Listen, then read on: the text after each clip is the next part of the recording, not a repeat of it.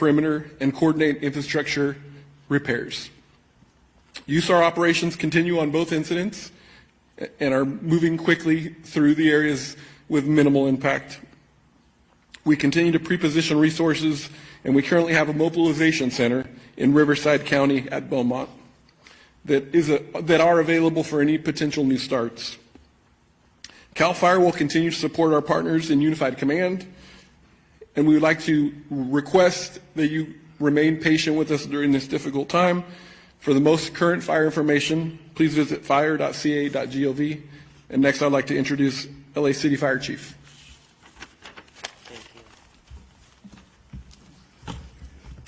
Well, good morning, everyone.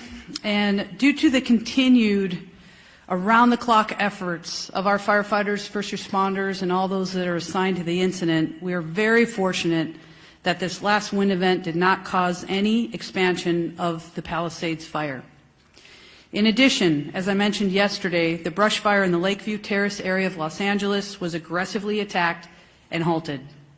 We truly appreciate the community and how they've remained alert and followed all advice. Together, we are able to move forward in the recovery of these devastating fires.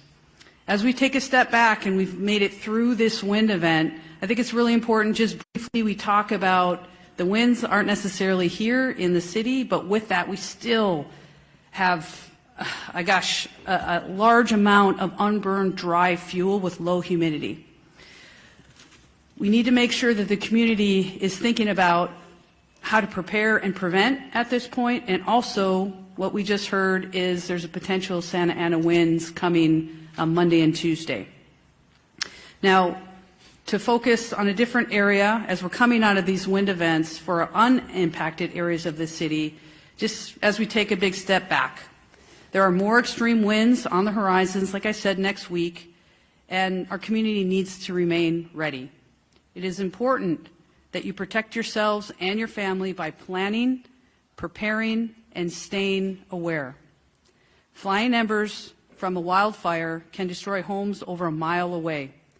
Taking the necessary measures to prepare your home can help increase its chance of survival when wildland fires strike.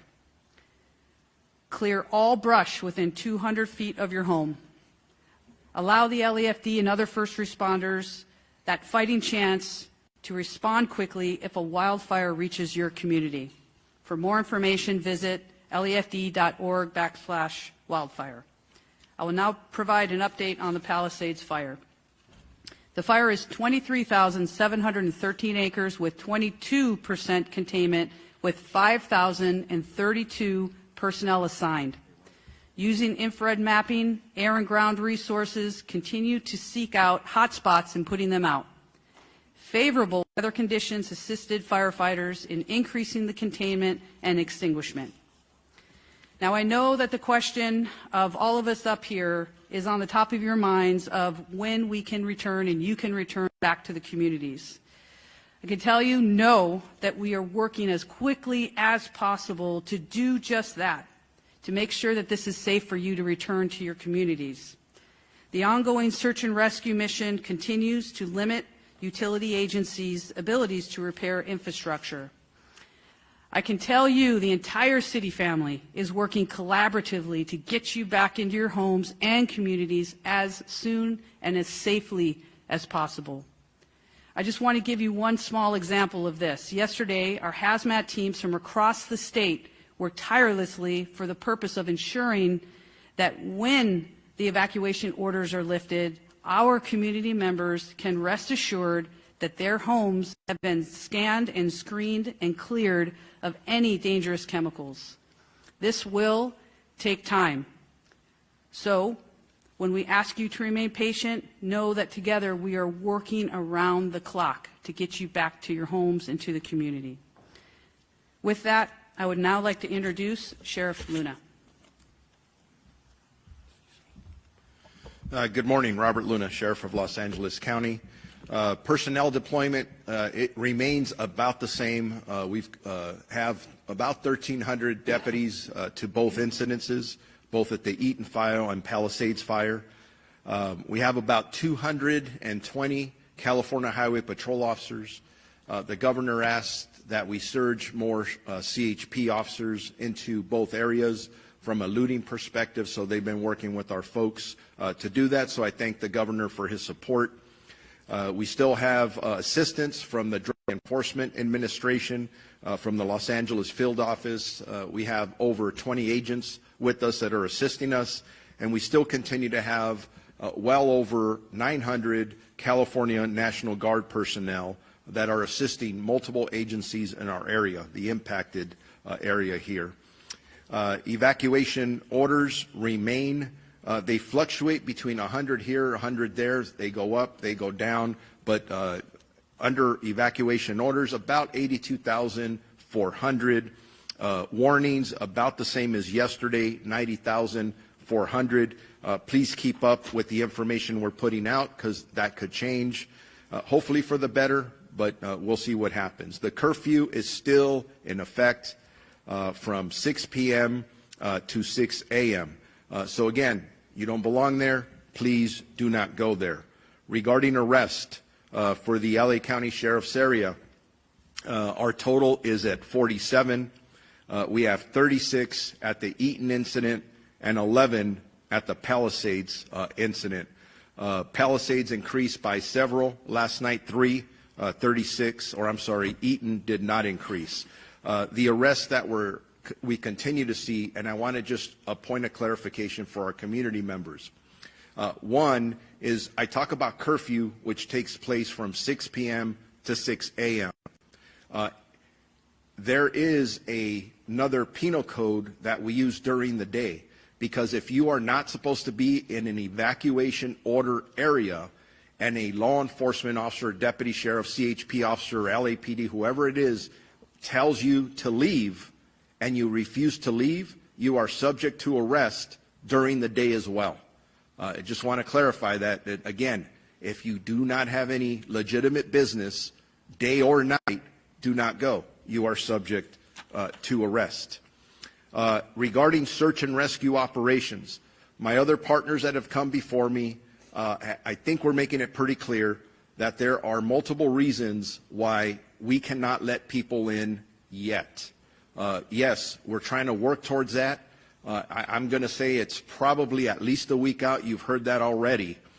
Our search and rescue operations continue in both the Eaton and Palisades area. Searches are continuing, and we still have a variety of work and structures to go through. But even as we're going through some of these grids, there are areas that we are holding because we believe there may be deceased victims there.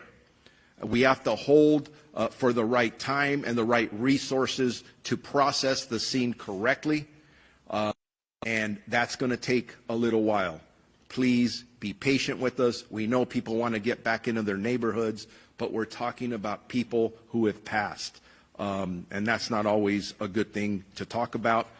In regards to deaths, unfortunately, we did go up by 2 yesterday, one in the Eaton area and one in the Palisades area, and we continue to work with multiple partners, not only in the recovery of remains, but then ultimately the notification or identification of the deceased, and then the notification to the next of kin with our partners at the Los Angeles County Medical Examiner's Office. Regarding missing persons, there have been a total of 43 missing person reports taken in these incidences. Thank God 12 of them have been found to be safe.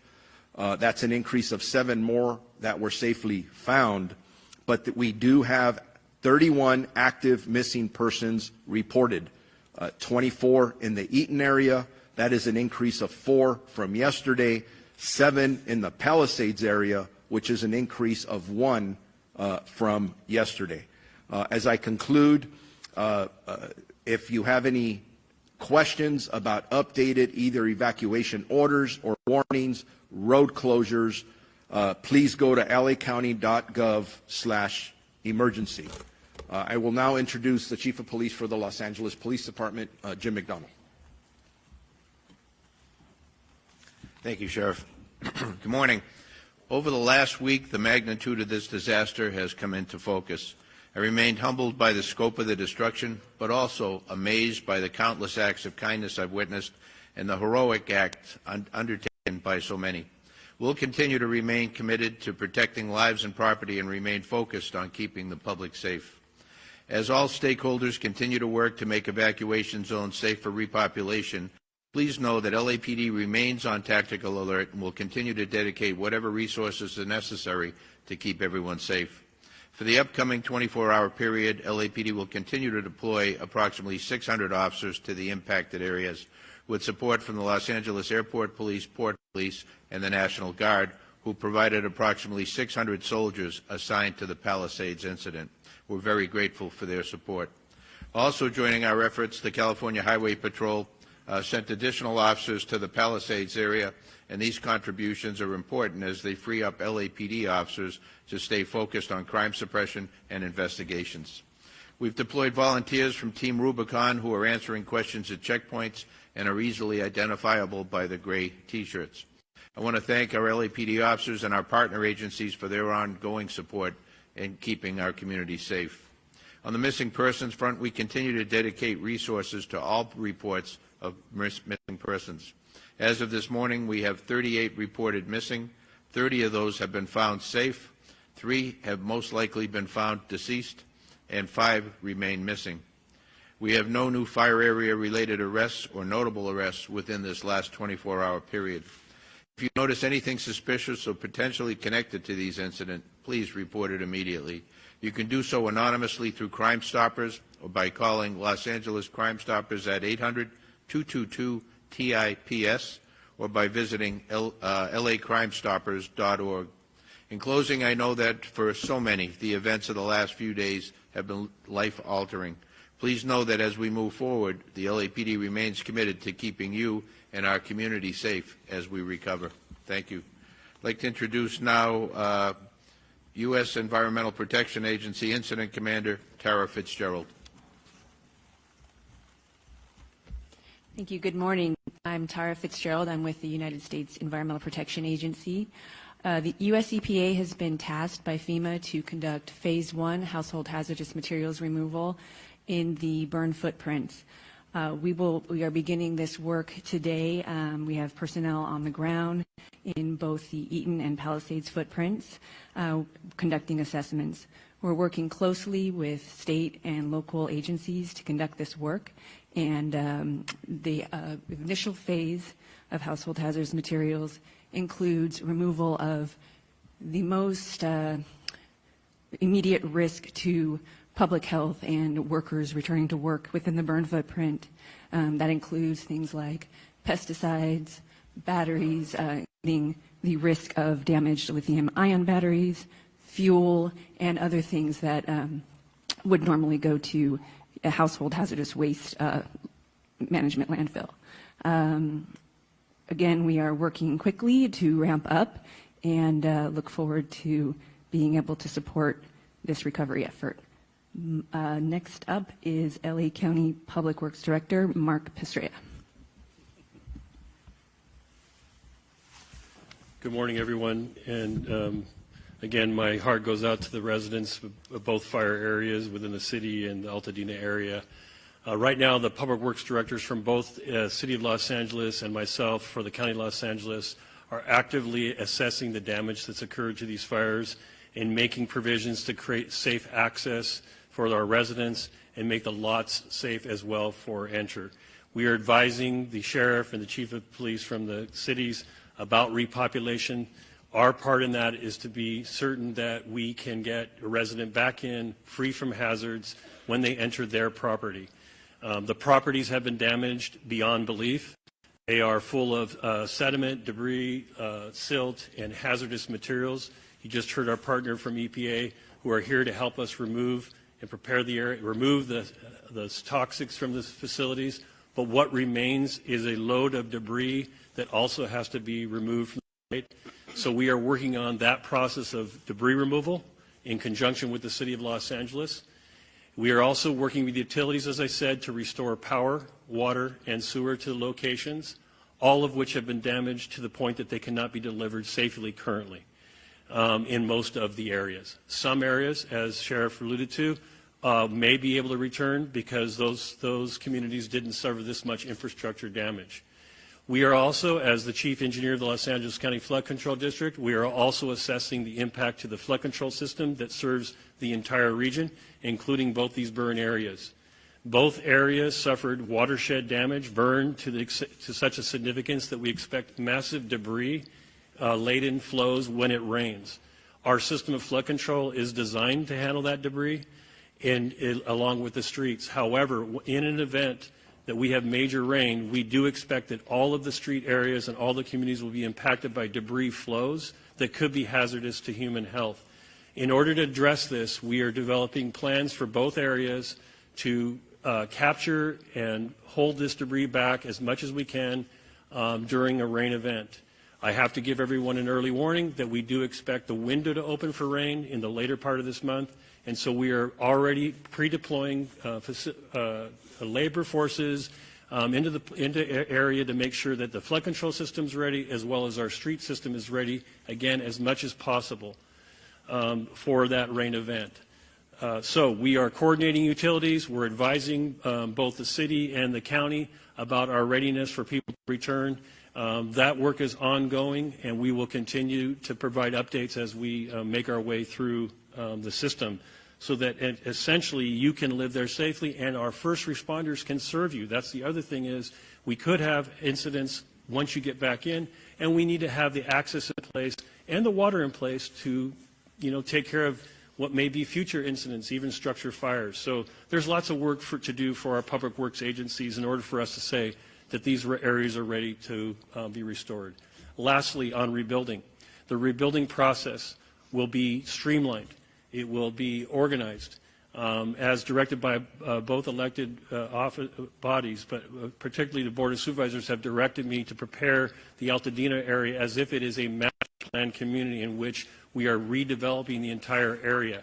This master planning is already beginning. When I say master planning, what I'm talking about is preparing your properties for you to restore your homes on them. That again involves master planning all the utilities, the water system, the sewer system, and the road system.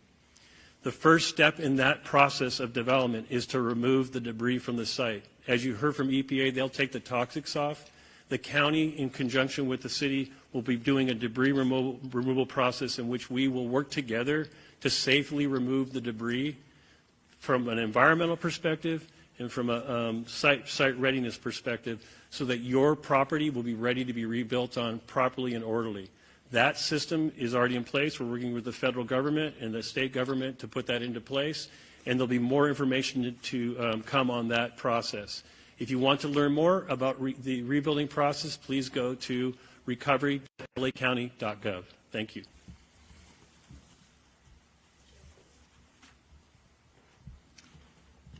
Good morning. I'm LA County Supervisor Catherine Barger and Chair of the Board. Yesterday, I visited AltaMed Clinic in East Washington in Pasadena. Just overlooking Eaton Canyon, this building was one of the first lost in last week's fire.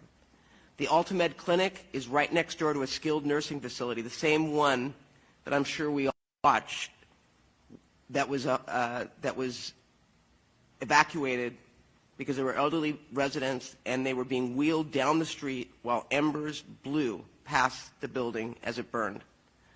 Visiting with AltaMed team was a stark reminder that our communities lost more than just their homes. They lost their businesses, their communities, and their access to health care. Despite the lingering destruction, AltaMed is already planning to return and provide services to the neighborhood. I left my visit full of hope that not only will our residents rebuild, but the full community will return around them. This morning on Lake Avenue next to the grocery outlet, a large sign stands saying, Altadena Strong, we will rebuild. I know there's been a lot of confusion and unanswered questions why people can't return to their properties. I want to make sure that everyone knows what goes into safely repopulating an area. it is important for all residents returning to their properties to do so safely. That is why Incident Command has been messaging precautions that need to be taken. We cannot allow residents to continually be frustrated every day without a timeline. They deserve these answers. And I am pushing the Unified Command to be swift and clear with the community. We've also installed signs across the roads leading into the impacted area to educate residents on the risk. We will also be equipping our residents with tools to return safely, which means gloves, eye goggles, to make sure that when they are on the site, they are protected. As residents repopulate the area, debris cleaning kits will be made available to give residents everything they need to safely sift through their debris and look for valuables. I'm also asking the Department of Mental Health to be on the ground with community members to assist them with the emotional load of reentering. As we consider all the components of debris removal, I wanted to briefly mention mudslides because they are always a risk after a major fire event. The county is fully committed to bracing for these additional weather forecasts. We will take all necessary steps to prepare Altadena and look out for our residents. I and our entire county are dedicated to proactively identifying and addressing the needs of our residents and keeping them safe in the process. I make you that promise. With that, I'd like to introduce LA City Mayor Karen Bass. Thank you, Supervisor. Good morning. I don't believe that we can thank our first responders enough. The firefighters, the police officers have been working 24 hours a day, 7 days a week through this emergency. We have to make sure that we can continue to help them, and so I will reiterate, as I've said the last couple of days, if you're in an area where you're not supposed to be, please leave. If you're in an area that is still facing a warning, please get ready to leave now and consider leaving early. I am hoping that as the winds subside, that we can see a light at the end of the tunnel and that individuals can get their life back on track to recover and to rebuild. Yesterday, I was at the Disaster Recovery Center. It opened full-time yesterday, beginning at 9 in the morning, and over 300 families visited. I hope that people will continue to encourage and spread the word about the disaster recovery centers. There is a variety of services that you can get there. Short-term financial and housing relief for evacuees, driver's license, California IDs replaced. FEMA and SBA are there to assist businesses, and I'm extending the deadline to file city business taxes from the end of February to the end of March.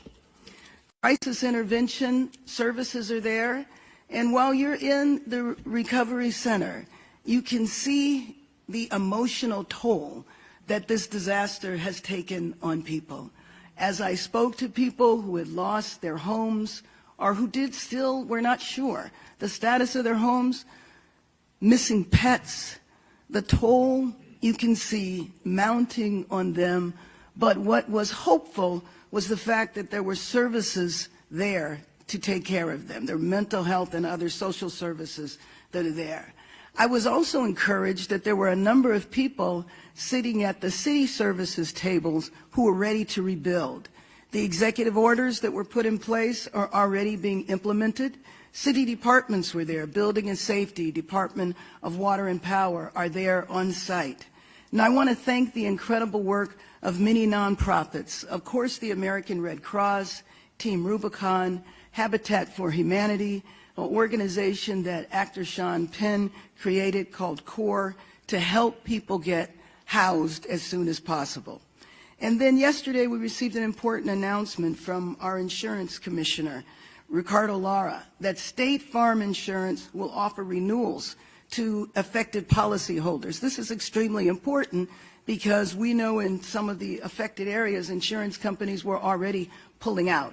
And the fact that State Farm is not going to do that, I think is very encouraging. So the Disaster Assistance Center is located at the UCLA Research Park, which is on the corner of Pico and Overland. It's open from 9 a.m. until 8 p.m., 7 days per week. And please, please, please spread the word so that people know that those services are available. And as always, if any Angelino has any questions about assistance, recovery, or how we might move forward from this crisis, please visit lacity.gov. It's now a one-stop shop for assistance for those impacted and a place to help Angelinos find ways to get involved. And I think the involvement of Angelinos has been so impressive, people going out of their way to assist others. Yesterday I met an optometrist who was replacing glasses for free for people who had lost their glasses who were in a shelter nearby. And we know that people are stepping up around the world to support Angelinos. LA's sister city, Busan in South Korea, pledged to donate more than $100,000 to support our recovery efforts. Japan also contributed to the Red Cross. YouTube and Google are contributing $50 million to organizations providing immediate relief in LA. The California Community Foundation's Wildlife Recovery Fund has received more than $24 million, with the first grants being distributed tomorrow. Those donations are from more than 23,000 donors. I want to make sure that people know the website, calfund.org, calfund.org.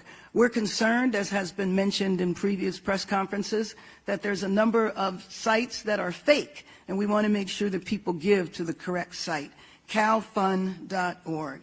The kindness, generosity, and the spirit of the community that I have seen from so many Angelinos over the last few days really does confirm that we are going to rebuild, and we will rebuild and restore and build even better our city of Los Angeles. Los Angeles strong, we are one city, we stand here united. Thank you, and let me introduce Supervisor Lindsay Horvath. Thank you, Mayor. As you've heard, the red flag warning is no longer in effect. You can expect cooler temperatures and higher humidities, though next week we do anticipate Santa Ana winds returning. Continue to check emergency.lacounty.gov for the latest updates and resources on emergency conditions. With regard to county services and school updates, for FEMA assistance, you have until March 10th to apply for individual FEMA assistance and 18 months to complete the paperwork. Please apply ASAP so you are in their system and you have that 18-month window to work with them to receive all of the benefits that you not only need in this time, but you deserve. Disaster Recovery Center at UCLA Research Park West continues to be open from 9 a.m. to 8 p.m. daily. I too visited yesterday and saw the myriad of resources that are there. If you have questions about your property tax assessment, the county assessor is on site. If you need assistance filling your prescriptions, Department of Public Health is on site. If you'd like support speaking with your children about this disaster, Department of Mental Health is on site. There are a variety of resources there to help you. The FEMA staff on site said they had never seen such a robust resource center stood up with a variety of resources all available to you. Please come. There are many people there who want to help and support you. LA County Public Works and Planning will help with rebuilding. LA Public Health and Mental Health are with their supportive services are on hand as well. Our 3rd District team is there every day to assist those impacted by the Palisades and other wildfires in the district, and there remain 7 LAUSD schools that are in evacuation zones. Topanga Elementary students should go to Woodland Hills Academy, Canyon Charter Elementary students to Brockton Elementary, Kenter Canyon Elementary students to Emerson Middle School, Lanai Road Elementary students to Portola Middle School, Roscomari Road Elementary students to Warner Elementary, Community Charter Magnet students to Westwood Elementary, and Paul Revere Middle School students to University High School Charter. For animal support, please call our Department of Animal Care and Control at 562-940-6898 to help with pet reunification. This is on the county areas. Our DACC staff and mutual aid partners have successfully evacuated over 100 animals to the Agora Animal Care Center. I was there yesterday and got to see many of the evacuated animals, including beautiful tortoises from the Topanga area. There's Ethel, the house chicken, and so many others. We are so grateful to those who are supporting our animal companions. It gives people peace of mind to be able to leave their homes and know that their beloved animals are being cared for in this very difficult time. LA County Parks are hosting care camps for young people impacted by the fires. You can go to parks.lacounty.gov/care camps to register and for more information. And for all recovery information in the county, please go to recovery.lacounty.gov. Price gouging continues to be an issue that is top of mind and a painful experience for those who are seeking to recover in this difficult time. DCBA, our Department of Consumer and Business Affairs, has a price gouging task force that includes our LA District Attorney, County Council's Consumer Protection Division, LA City Attorney, and Santa Monica City Attorney. I spoke again with our California Attorney General, who is here in Los Angeles today, and he is pursuing vigorous investigations which have already begun. Reporting price gouging and other predatory practices can be done at oag.ca.gov/report, or you can call LA County Department of Consumer and Business Affairs at 800-593-8222. I want to echo my gratitude to the first responders who have stepped up in the most dangerous of conditions, thanking all of our local, state, and federal partners who have joined with us. Yesterday, we joined with Speaker Rivas, our state assembly member, Jackie Irwin, and other local elected officials in the Santa Monica Mountains and Canoga Valley region. And we have heard how they are going to be using the special session to focus specifically not only on the dollars and cents that will be invested in Los Angeles County, but also how they will be specifically using services and the full weight of the California government to support those on the ground. Thank you to everyone who has been working with us to keep each other safe, to keep each other supported and cared for in this difficult time. We appreciate all of your help.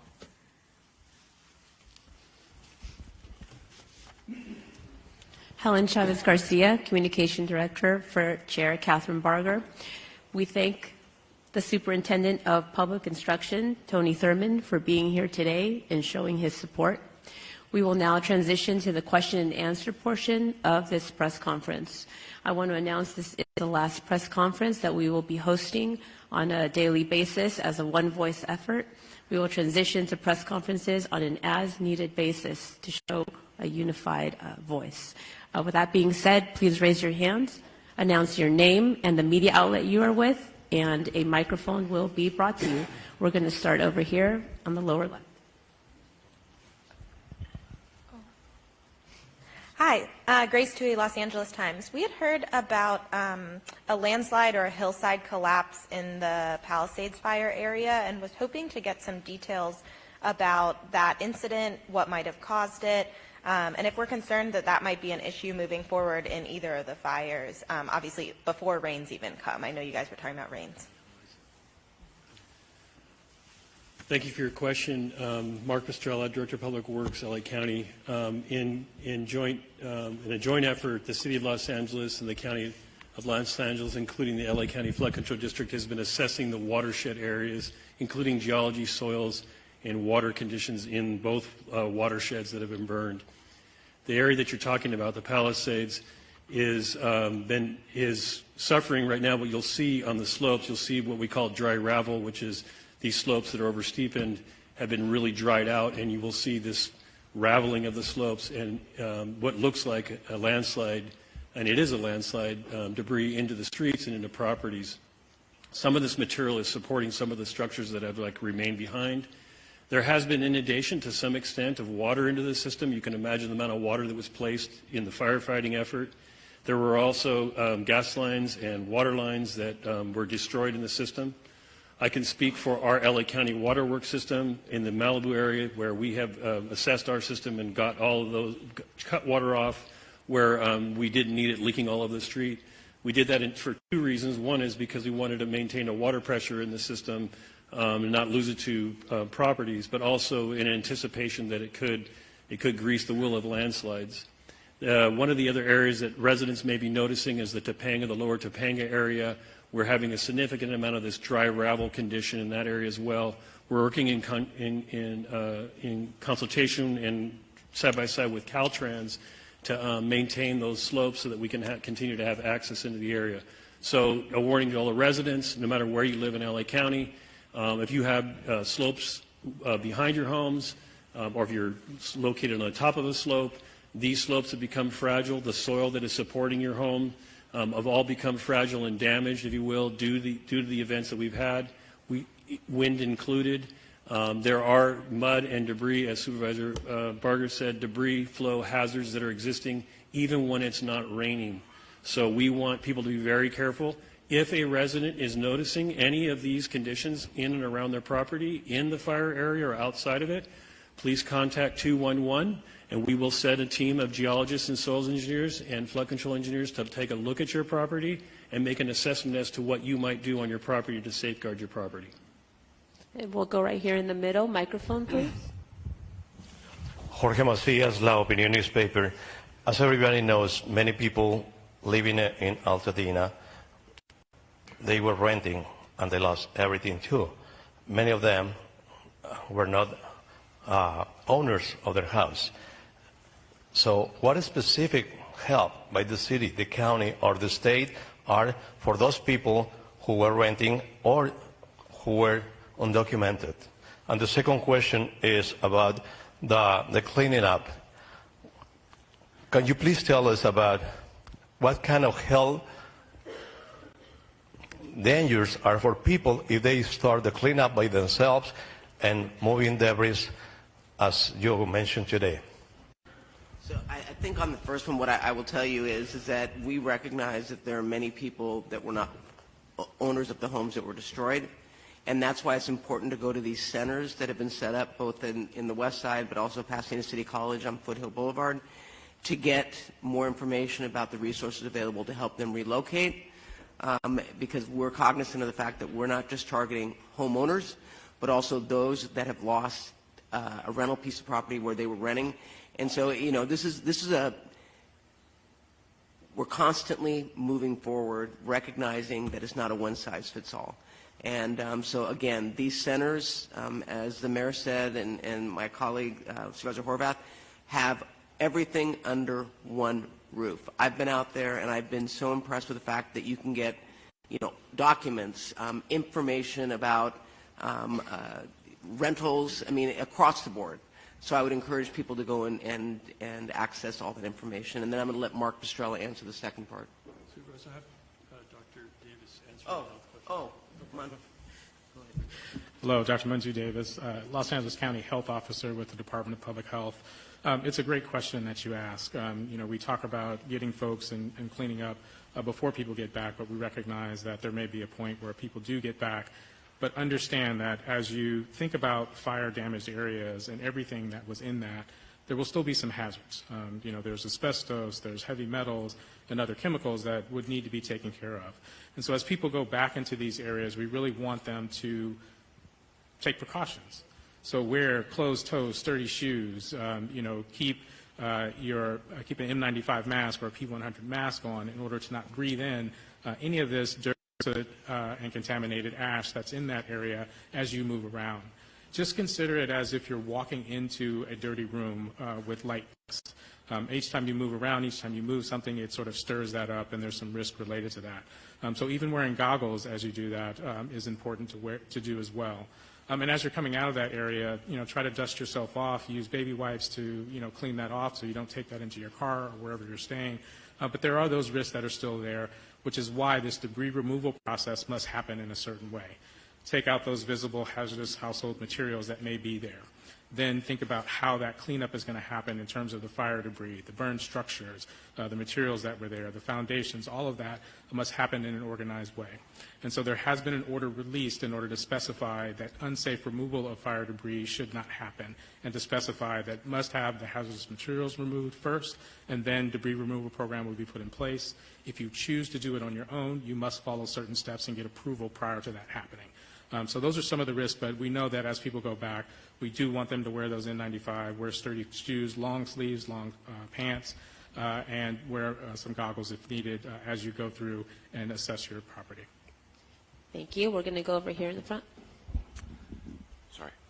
Josh Haskell, ABC 7 Eyewitness News. First of all, on repopulation, since we don't have an exact date yet, we know that it's going to take time, especially for those dangerous areas.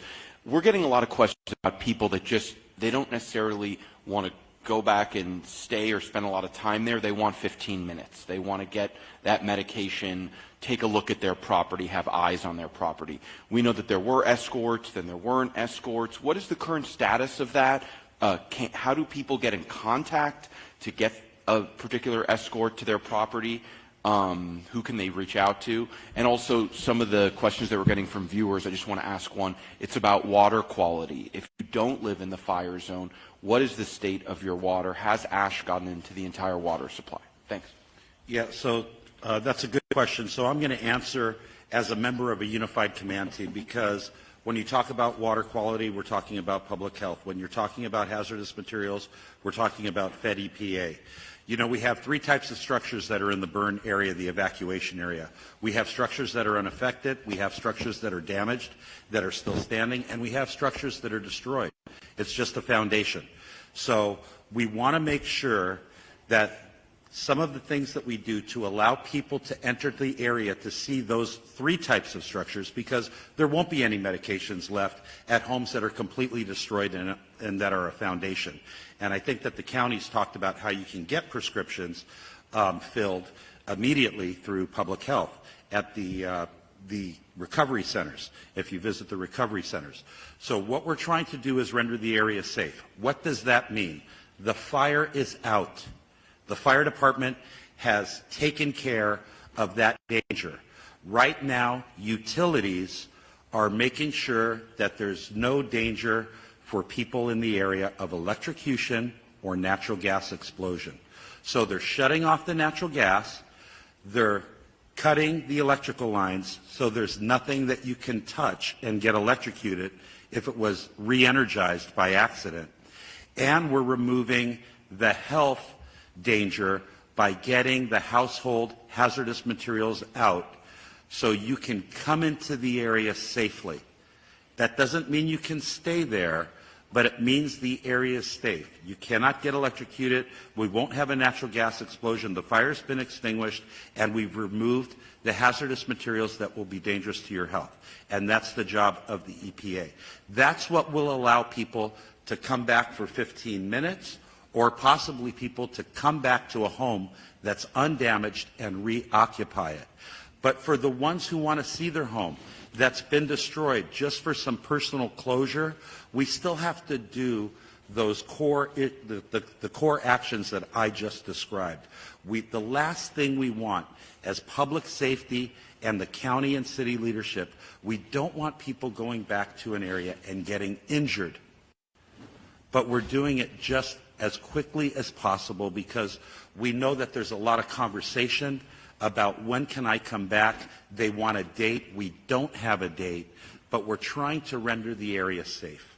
But Tony, if your house is still standing and repopulation doesn't happen for a week or two, will you have a chance to go back for 15 minutes? And do we know when? Escorts? Yeah, you know that Police Chief McDonald talked about that, and they tried to get people up into the area, and it became they couldn't do it because it was untenable. There were so many cars. It took so many officers to let you come in for 15 minutes. But if you need eyeglasses, if you need medications, if you need insurance documents, please go to those community recovery centers, because we have people there that can get you all of those things you need for your subsistence for the next week. But we just don't want anybody to come in and for it to not be safe. But I want to allow people to reoccupy homes that were not destroyed or damaged. That is our priority. Thank you. You asked about water quality, and so what I would have residents do anywhere in LA County is go to Water4LA, spelled out, water, WATERFORLA, look up who your water agency is, because we have over 200 water retailers in LA County, so there's specific conditions depending on which water retailer you have. Or you can look at your utility bill and see who serves you water. Go to the website or call the number for your local water agency. They will have it posted specifically whether or not your water for your house is clean for drinking, bathing, or any of those things you asked about.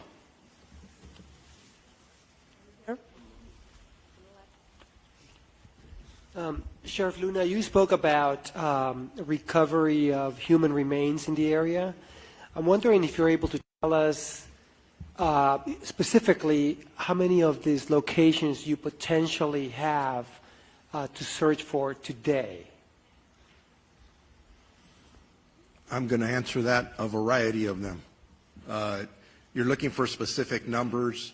When I drove through there last night, I know our deputies were holding several locations where we are waiting for the appropriate resources to come in and unfortunately recover remains. Back to the previous question, there are areas that we've gone through where we are about 85% sure that we have looked through the best that we can. You got to understand, if you haven't been out there, it literally looks like a bomb dropped. There is things everywhere, and we're trying, our people along with all of our partners are doing the best job that they possibly can, but there are areas right now that we have to hold people away from so our people can do their job appropriately, because remember this, I'm very empathetic to anyone who wants to get back to their property. But I'm also very empathetic to people who have missing people that they're waiting to find out if they're deceased. Those are the kind of tragedies or the significance of what we're dealing with. So we have a lot of work to do. And that's why my partners up here are saying, everyone wants to hear a date, and we want to give a date, but we need to make sure we're doing the work appropriately for all the right reasons. And it's going to be a while. It's not going to be in 3 or 4 days. I'm going to say at minimum, at least another week, and that's an estimate, but I believe it's going to be longer than that. The middle.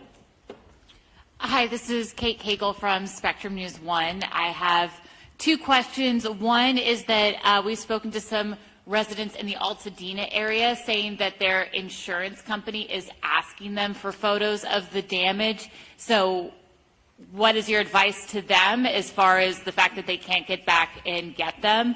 And then I also had a question for Mayor Bass. I wonder if you've spoken to other mayors who've dealt with similar disasters like Lahaina or Paradise, and what advice they gave you for getting through just the next year when people are so destabilized. Kevin McGowan, Director with the Office of Emergency Management. For people who want access to photos for damaged and destroyed buildings, they can go to recovery.lacounty.gov. We are posting the damage inspection maps. When you click on the icon, it will show you a picture and it will give you a percentage of the damage. So again, go to recovery.lacounty.gov. Thank you for the question. Yes, I have heard from many, many mayors. Mayors who go through this on a regular basis, especially those that are in the South. And their number one advice to me was to stay focused, to not get distracted, for all of the reviews and analysis of what happened, what, when, and where, to make sure that you stay focused on saving lives, protecting people, and doing that after the immediate crisis is over. Thank you. Yeah, and not that you asked, but I'm going to tell you that I've actually talked to county supervisors Napa, who went through the exact same thing, who is giving me incredible advice, and I'm going to be looking at the way they went about rebuilding and get lessons learned. So James Gore, who is Sonoma actually, has been very helpful, and I know other supervisors who have faced similar situations have also reached out. Thank you. Last question, then we'll move to one-on-ones right over here. Hi, Ross Palumbo from CBS News and KCAL News. My first question is really for Chief Crowley, and I wanted to ask you about the first responders. We're more than a week into this now. The conditions out there have been so difficult for so many of our firefighters and first responders. How are they holding up, and what are they telling you, and what can you and the public really do to help them at this point? Thank you so much for that question. That means a lot to all of us that have responded to this incident, and we also feel right there with the communities in step. Our first responders, from that very moment when they were called to duty, did their jobs. I've had the opportunity to spend some significant time with our firefighters who are on the line. We visited the local fire stations, we visited the command post. Our firefighters are doing an incredible job, and they have so many feelings just like the community does.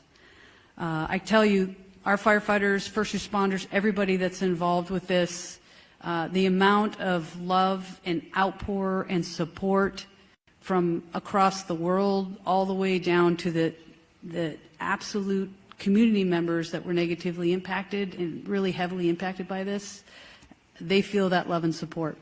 Specifically to our 20 engines that are still actively engaged in Palisades, they've been there since day one. Spoken to a number of them as well, and they are working hard. They're going to continue to focus on our mission with everybody else here. And in the end, I tell you, I've said it multiple times, I'm going to continue to say it, that as their chief, I'm extremely proud of the work that our people did and continue to do and will continue to do well into the future in the many years to come. Thank you. Thank you. That's the end of our press conference. For one-on-one requests, please approach the front. Spanish, if you want a Spanish interview, please assemble over here. To my right, we will do a press gag. We have 2 Spanish representatives from each of the different fire departments.